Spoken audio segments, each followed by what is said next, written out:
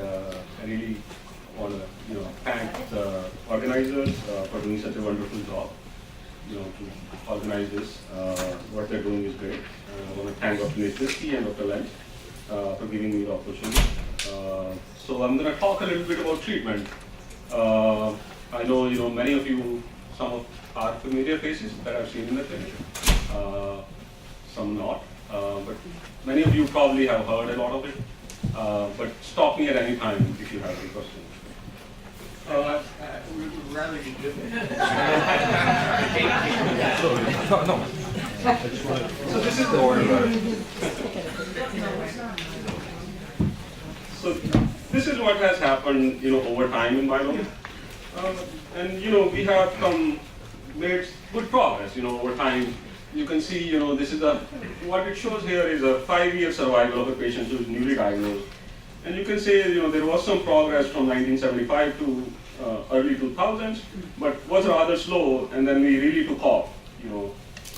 We haven't gone very, very far, but we have definitely come a long way. This is all the patients, and this is as divided by the age group. Obviously, people who are very, very older, 75-year-old, they have made some progress, but not that much because they just have many other issues, health issues. But in younger patients now, this is back in 2010. We're looking at 80% survival at 5 years from the time of diagnosis, and that's gotten better. So this is about 8-year-old data, and what has happened since 2000 is that we have made tremendous progress in new drug discovery, and many of the patients probably have heard already about these drugs, but the early 2000s or late 1990s, we discovered these two groups of drugs. The first one here is the proteasome inhibitors, and the second one called immunomodulators. We have 3 of each. The first one was Velcade, and we have 2 more after that. The way these drugs work is they target the myeloma cell and inhibit this enzyme called proteasome. And the function of the proteasome is to process protein. If there is excessive protein in the cell, now the myeloma cell makes a lot of protein. So if you can stop the myeloma cell from processing all that protein, the cell dies because it gets overloaded with all the protein it makes. So that's how these drugs work. And turns out they were very, very effective for this disease. Now the Velcade, initially we gave it IV. Now we use it subcutaneous, which is very good because IV it caused more neuropathy. You might have heard about one of the side effects of the drug. But as we switched it to subcutaneous, the good thing was it remained similarly effective, but caused less neuropathy, which is very good. The second drug, the Kyprolis, was what we call a second generation of Velcade. This is given IV, usually about twice a week though. So it's a little bit of hassle, more trips back and forth, but it's more effective, and now we have an oral one as well. The second group of drugs is what we call immunomodulators. The first one of those was discovered earlier called thalidomide. That was a drug that was used long time ago for nausea vomiting, and we fairly stopped using thalidomide. I haven't seen a patient who has probably received it anymore because it did cause a lot of side effects, including quite a bit of neuropathy. But then we moved over to this drug, the lenalidomide, which is more effective and carries a very, very low risk at all of neuropathy. And then we have a third generation now, the pomalidomide as well. These are the more exciting therapies that are now coming along that are going to make a huge difference, I think. And those are what we call immune therapy, to educate the patient's immune system to attack the cell, the cancer cell itself. And we'll come back to those. So the first 2 groups of these 2 drugs have sort of become the backbone of treatment of multiple myeloma. Yeah. What's the difference between immunomodulators and immunotherapy? We'll come to that. The immunotherapy directly works directed at the cancer cell, while the immunomodulators don't really directly bind to the cancer cell, but educate the immune system in general to attack the cancer. So when we see a new patient, how do we think about starting the treatment? And basically we look at 3 things. We look at the patient and see how the patient is doing overall, how is their health. We do look at their age, how strong they are, what is their organ function, what is their heart function, do they have pre-existing neuropathy from any other reasons, do they have a history of diabetes, how is their kidney function and heart function. We also look at the disease, and what we did in the past is we looked at the burden of the disease. The more the burden, the higher the burden of the disease. The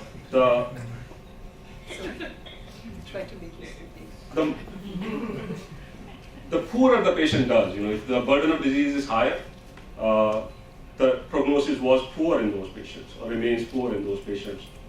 So we do look at what is the burden of the disease. And the third thing, as Dr. Nisbitsky previously talked about, we do look at the characteristic of the biology of the disease, and typically we look at the DNA of the cancer cell to see if there is any mutations or what we call translocations that can cause the myeloma to grow very aggressively. And that fortunately only happens about 15 to 20% of the patients at diagnosis. And we do a test called cytogenetics or FISH, and we look for specifically these three abnormalities. And we have been doing this testing called a gene expression profiling, which also gives a high risk patient in about 15 to 20% of patients at the time of diagnosis.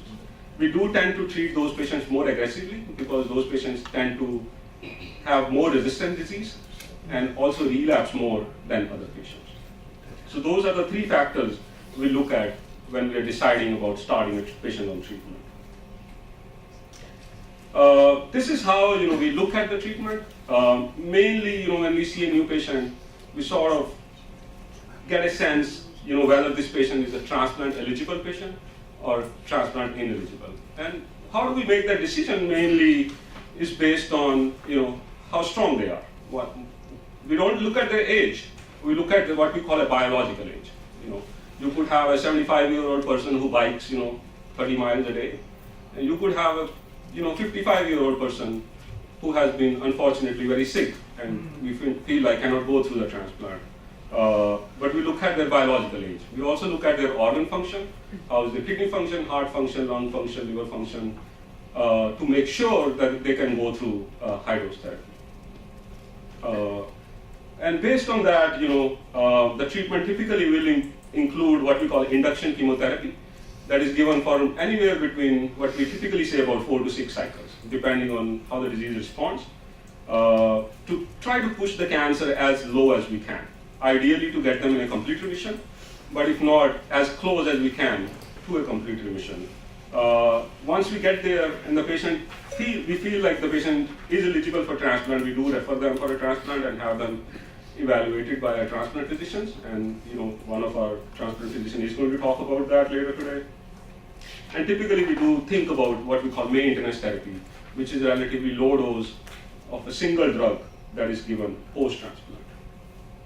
If we feel like the patient should not go through transplant for any reason, then we still use the induction chemotherapy and can continue that therapy, or at some point when we've gotten the disease under good control, maybe transition that into a lower dose of what we call a maintenance therapy with a single drug. So how do we look at what induction regimens do we have? And I'm sure many of the patients have been through these drugs.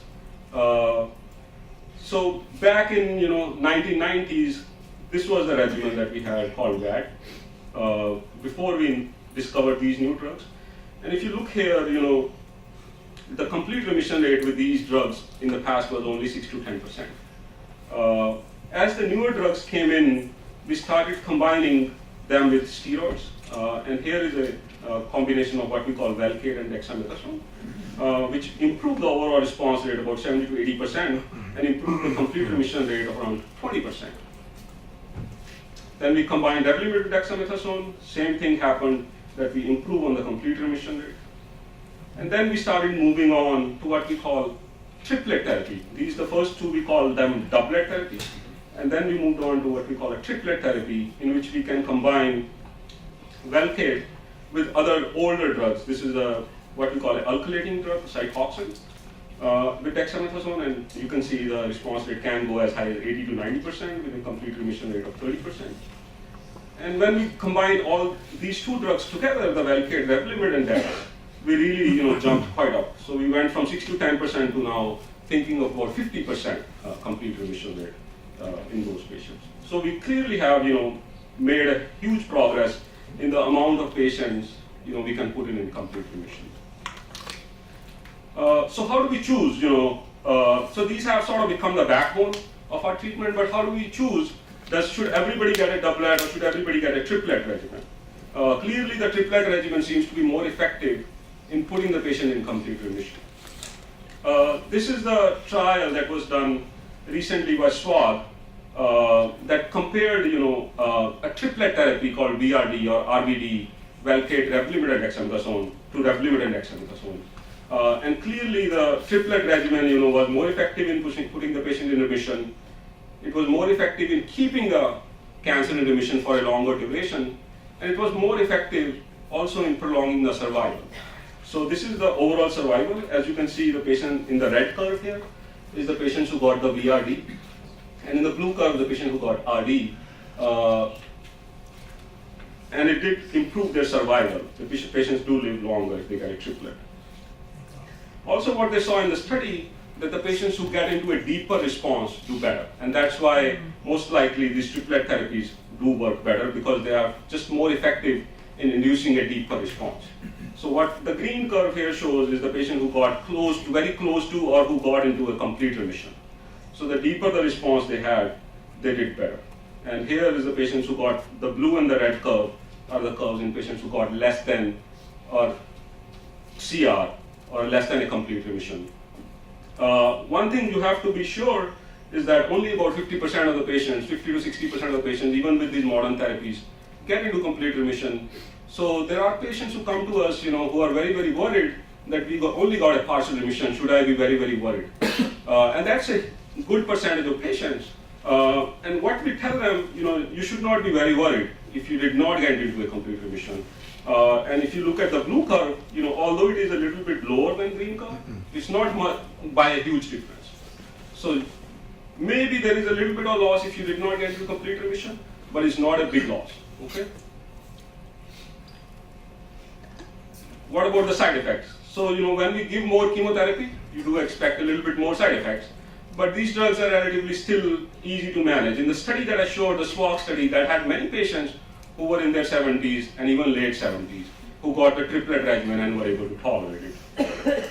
And if you look at the main side effects of these drugs, we classify them as what we call a hematologic side effects, which means they affect the bone marrow, and the non-hematologic side effects that happen outside of the bone marrow. And the hematologic side effects are the more common ones, which means they can, especially the Revlimid drug, it can reduce the ability of the bone marrow to make enough red cells, white cells, or platelets. And this is about 46% of the patients in both the groups do get sometimes anemia, low blood count, or low platelet count. Velcade actually, fortunately, doesn't do that. So both the groups were more or less similar in that. There is a risk of, as you guys know, of getting a blood clot in patients who are on Revlimid. So everybody who is on Revlimid should be on an aspirin to prevent the blood clot. And the risk is fairly low in both the groups, about 2%. Because the Revlimid, causes the blood counts or the white count to go down, plus the steroids impair the immune system, there is a slight risk of infection, and that was also similar among the two groups, about 13%. As you know, the Velcade drug does cause more neuropathy.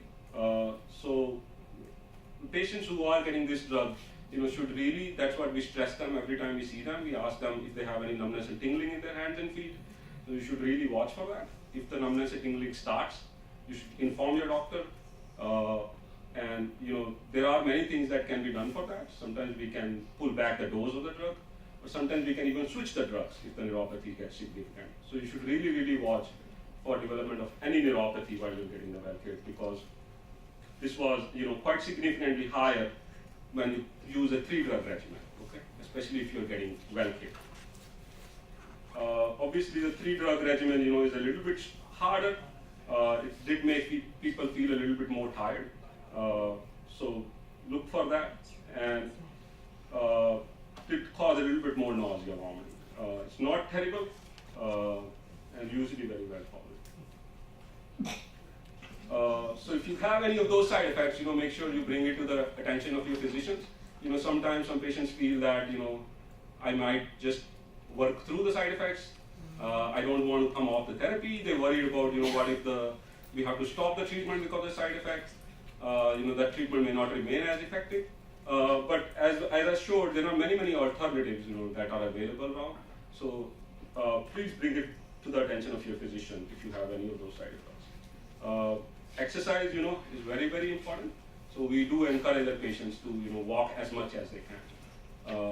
That also improves your bone health, makes the bone stronger, helps the bone get calcified, and eat a healthy diet. That also helps a lot with fatigue. There are cases in which if we eat an unhealthy diet, that can make us very tired. Eating a very high calorie diet or things like McDonald's and stuff like that might give you a boost of energy, but then it's going to later make you tired. So that's important.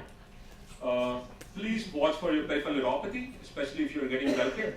Do not delay. As soon as you notice it, bring it to the attention of your physician. And as I said, there is a small risk of getting a blood clot if you're getting one of these immunomodulator drugs. So at any point, if you feel the leg is getting swollen, you're having a pain anywhere, do not ignore it, okay? Because that can sometimes be dangerous. What about bone marrow transplant? Dr. Mapara is going to talk in detail about it, but this was a recent study. I just wanted to show that the transplant, the patients who can get the transplant, it still, in my opinion, remains a good therapy and an important therapy. And we do encourage the patients who are in good health, to at least see the transplant physician and possibly consider the transplant. What they did in this trial, this was a trial that was done both in US and Europe. This is just the European data that was published last year. And what they did is they gave everybody RVD chemotherapy followed by transplant versus no transplant. One thing to keep in mind is the patients who are on no transplant arm are able to get transplant at relapse. Okay, so it's basically early versus late transplant. Okay, so there are some patients on this red curve who got a transplant not upfront but later. And what it shows that if you get a transplant, the disease is in remission for a longer time. Okay, the relapse is delayed in patients who are able to get a transplant. The data is still premature to look at the survival. The survival in both the curves was still similar till last year. But that's going to take a longer time to find out. But what I want to make a point is that even in the patients who did not get transplant have done exceptionally well with these newer treatments. And we're looking at a 4-year survival in excess of 75%. So what about afterwards? Should we stop the therapy once we get a patient into complete remission, or should we continue some therapy? And that's where discussion of maintenance therapy comes up.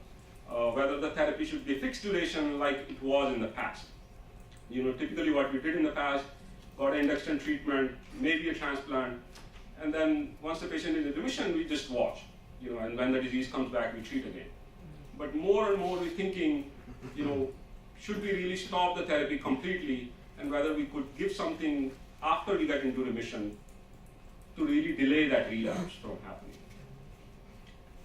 And this is sort of, looking at the survival of patients who, on 3 studies combined together, got what we call a fixed duration therapy, that's in the blue curve, versus a continuous therapy. That is the patient who got maintenance therapy afterwards. And what it shows is that patients who got continuous therapy did have obviously longer time of remission. And also, what on the curve on the right shows is that those patients also seem to live longer. So over time, the field has slowly moved on. And we are, in many of our patients are recommending continuous therapy now. And typically, what we are recommending is a drug called Revlimid that many of your patients, I see some of patients who are on maintenance here, and we usually start at a lower dose. Typical dose for induction therapy of Revlimid is 25 milligrams, but for maintenance therapy we use a lower dose, about 10 to 15 milligrams once a day. The maintenance therapy has shown benefit. It can deepen the response. Some patients who have not gotten into complete remission, it can put them into complete remission even after transplant. It definitely keeps the disease in remission for a longer time. Here in the red curve is the duration of remission in patients who got Revlimid versus in patients who got placebo after the transplant.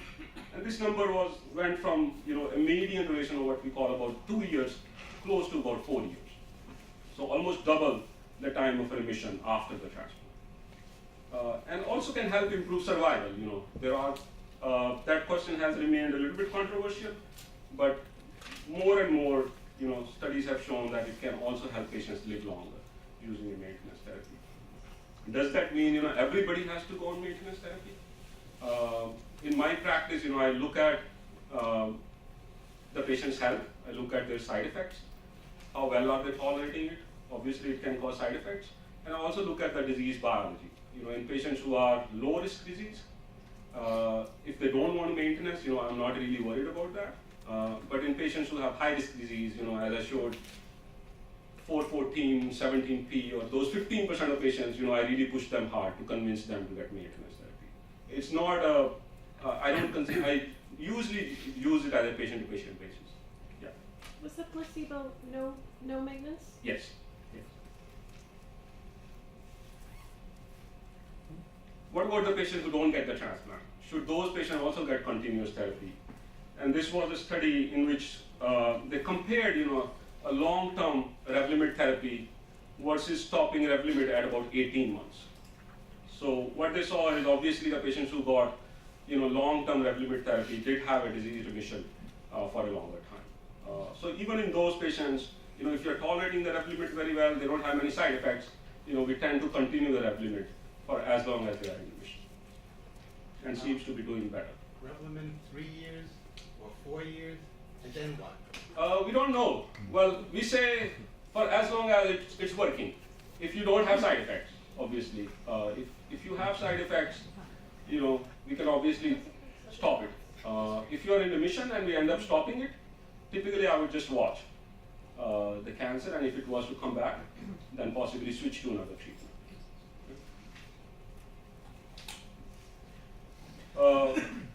So what about at relapse? So we have made huge progress now, even at relapse. As I showed you before, the response rate or the CR rates to VAD chemotherapy versus the newer drugs now at relapse is higher than they were in the newly diagnosed patients with older chemotherapies. And here is some of the recent combinations that we are using now, and I will highlight some of them, especially this trial here, the POLEX trial, which compared a drug called Daratumumab, and some of you may have heard that, in combination with Revlimid. And if you look here, the overall response rate is 93%. We never heard of that, even in newly diagnosed patients, and these are the patients who have relapsed. We can get so many patients into remission, and close to about 50% can get into complete remission with this regimen. So we are gotten more and more effective at treating the relapse as well. If you look here, this regimen, again, very effective, called KRD, combination of a drug called Kyprolis or Carfilzomib with Revlimid and dexamethasone, you're looking at an overall response rate of 87%, which is very high, and a CR rate of almost 32%.